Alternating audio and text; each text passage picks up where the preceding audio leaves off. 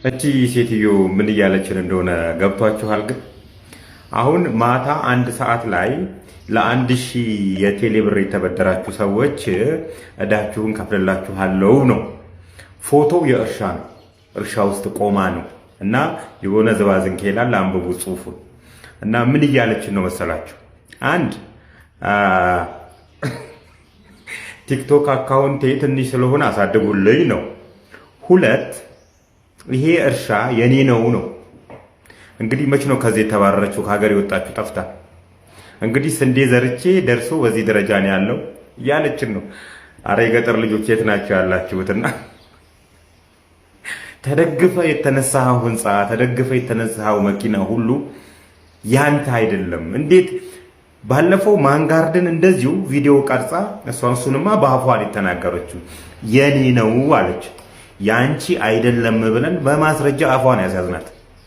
እንደ ማንጋርድ የፈለኩት መስሪያ ቤት የለም። ከሀገር ወጥቼ አይላንድ ድረስ ሄጄ የፈለኩት መስሪያ ቤት ነው ማንጋርድና አሁን ደግሞ ይሄንን የኔ ነው ትላለች። እርሻው ማለት ነው። ሁለት ቲክቶኬን ፎሎ አርጉ ትላችኋለች።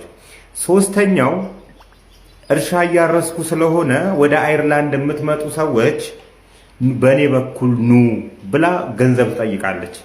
ይሄ ሳይታለም የተፈታ ነው። ነገ ከነገ ወዲያ ታዩታላችሁ። ሚኪ ማይኮ ይቅርታ ጠይቋል።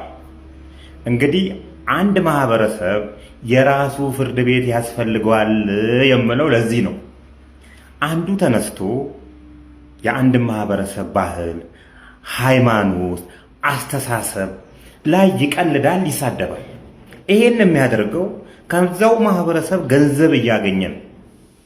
ስለዚህ ሚኪ ማይኮ ጥሩ ምሳሌ ነው የሚሆንልን። ከዩቲዩብ መንደር ቀድሞ የመጣ ቀድሞ የተጠቀመ ነገር ግን መልሶ የደከመ ማህበረሰብ ያለ ነው። ማህበረሰብ ተቻለች ምን ይጠቅማል?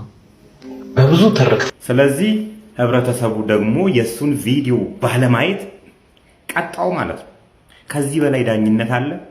ፍርድ ቤት ብትሄድ ሲጀምር ማህበረሰብ ብትሰድብ፣ ሃይማኖትን ብትሰድብ፣ ባህልን ብትሰድብ እንደው አንዳንዴ ያገባናል የሚሉ አካላት መጥተው ይከሱልሃል እንጂ ማን ይከስልሃል? ቢከሰስልስ ፍርድ ቤት የሚሰጠው ፍርድ እንደው አጥጋቢ ነው? አጥጋቢ አይደለም። አጥጋቢ ፍርድ የምትፈርደው በጥቅሙ ስትመጣ ነው። እሱ የሚያረጋቸውን ነገሮች ባለማየት እሱ ጥቅም የሚያገኝበትን ቦታዎች ላይ ጥቅሙን እንዳያገኝ በመከልከል። ከዚህ በላይ ፍርድ እኮ የለም። በስነ ስርዓት ይማራል። ሌላውም አካል በስርዓቱን ይዞ እንዲሰራ ያስገድደዋል ማለት ነው። ስለዚህ ማህበረሰብ የራሱን ፍርድ ቤት እንደዚህ አቋቁሞ እንደዚህ እንደ ሚኪ ማይኮ ሊቀጣው ይገባል። ሚኪን አሁን ህብረተሰቡ ይቅርታ አይበለው የማውቀው ነገር የለም፣ የኔ ጉዳይ ነው። ነገር ግን እኔ በግሌ ይቅርታ ብየዋለሁ። ከዚህ በፊት ከበረከት ገበሬዋ ጋር በመሆን ሐረር የምኖርበትን ቤት ይሄ ነው እያለ በእርግጥ ያ ቤት እኔ የምኖርበት አይደለም፣ ይሄ ነው የሚኖረው የውሸት የብሔራዊ መረጃና ደህንነትን መታወቂያ አሰርቶ ሰውን ያጮረብራል ብሎ ከበረከት ገበሬዎች ገልጡ ከሷ ጋር በመሆን ብሎኛል። ነገር ግን በጊዜ ሂደት እሱንም ቢሆን ሰው አሳስቶኝ ነው ይቅርታ ብሎ ለሚመለከታቸው አካል ሄዶ ይቅርታ ብሏል።